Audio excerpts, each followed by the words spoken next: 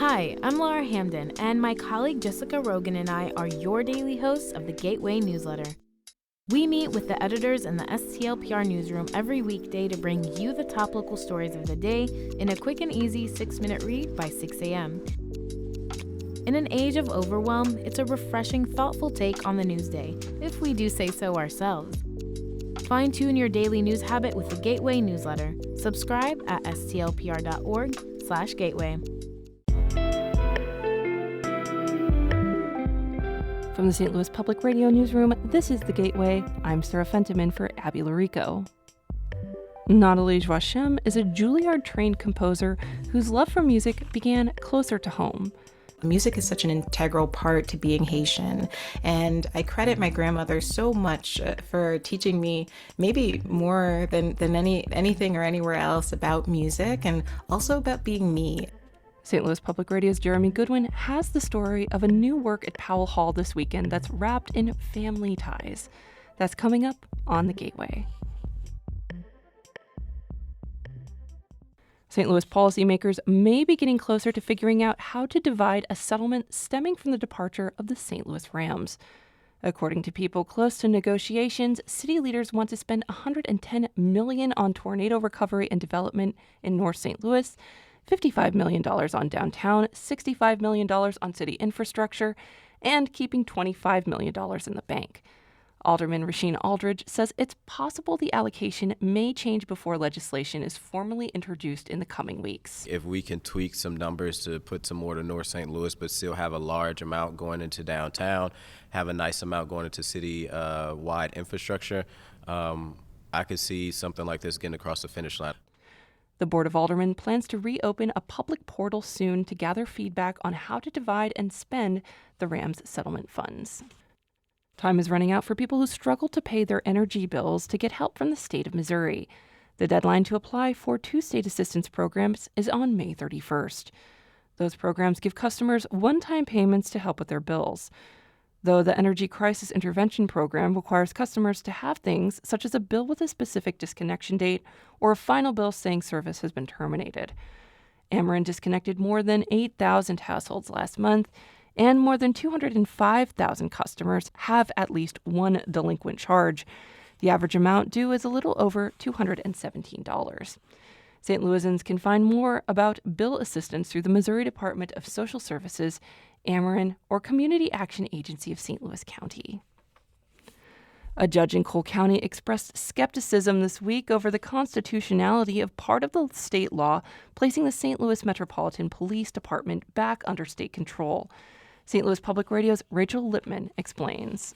The legislation created a state-appointed board to oversee the police department and set mandated funding levels. It also expanded the number of officers eligible for lifetime health and life insurance benefits. But the state provided no additional funding to cover those expenses, and that makes the law an unconstitutional, unfunded mandate, says Maureen Hanlon.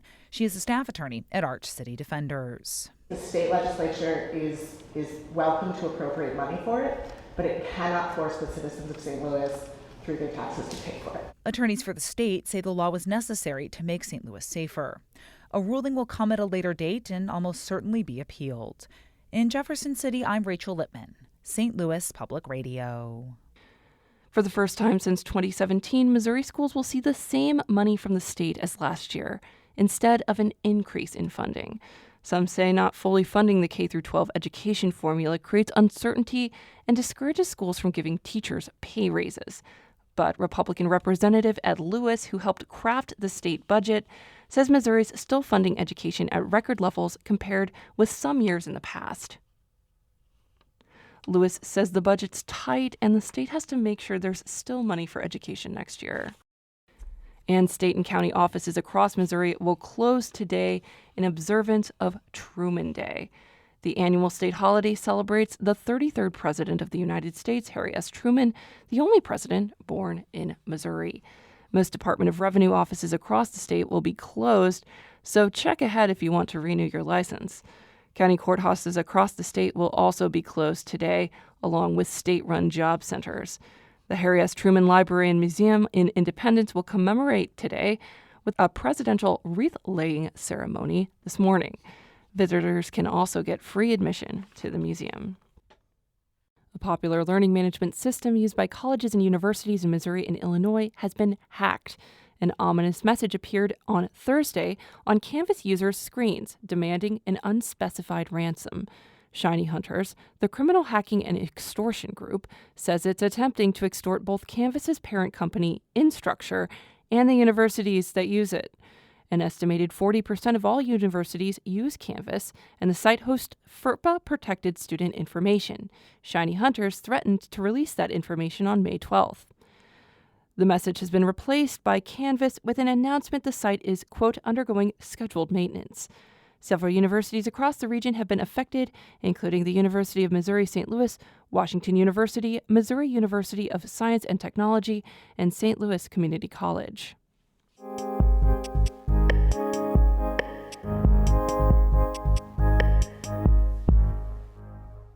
The St. Louis Symphony Orchestra finishes the classical portion of its season with 3 concerts this weekend that feature its Symphony Chorus and In Unison Chorus.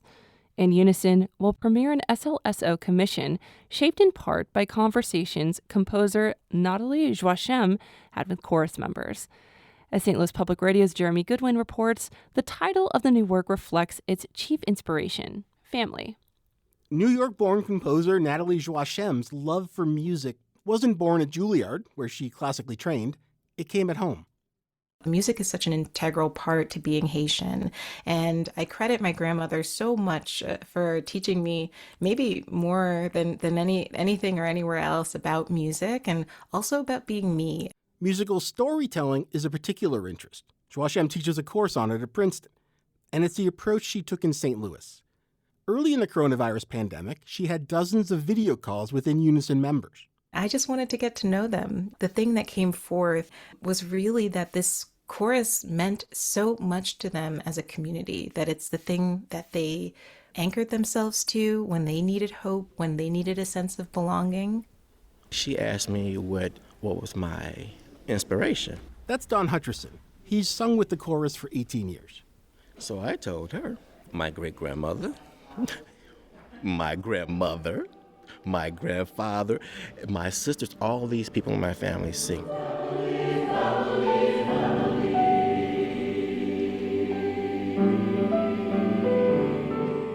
After talking to chorus members, Joachim wrote simple phrases to sing that are dense with emotion.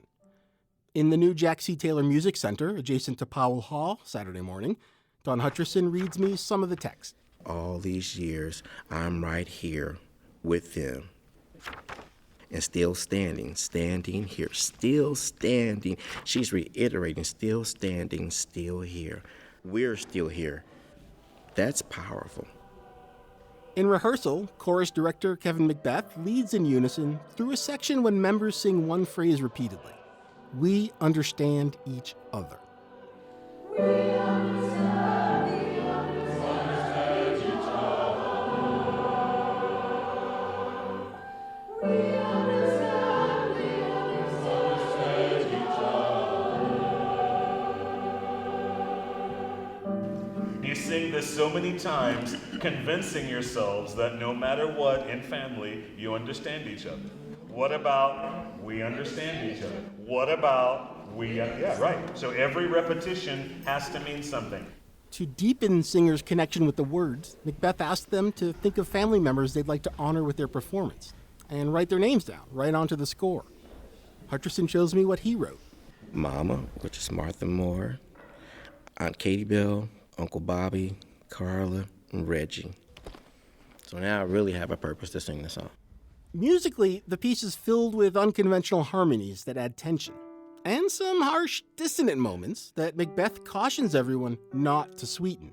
Now, tenors, tell your neighbor that's correct. Okay, we don't need to change it, it's correct, right? Live in the dissonance. Right up till the very end. Isn't that how families work? 2, 8, 5. 3, and go. 6 years after Joachim started working on family, she says it lands a bit differently now. It's interesting how it's come to have new meaning in this moment now in 2026.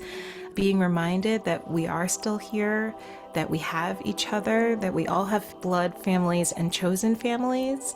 Those are the things that we need to be tapping into right now to give us the strength to dream towards something new.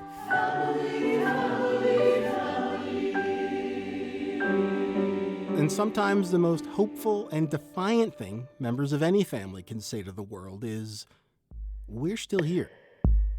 I'm Jeremy Goodwin, St. Louis Public Radio. Our Brian Moline edited that story. The Gateway is a production of St. Louis Public Radio, a listener-supported service of the University of Missouri St. Louis. Music by Ryan McNeely of Adult Fur. I'm Sarah Fenton, in for Abby Larico, wishing you a great weekend.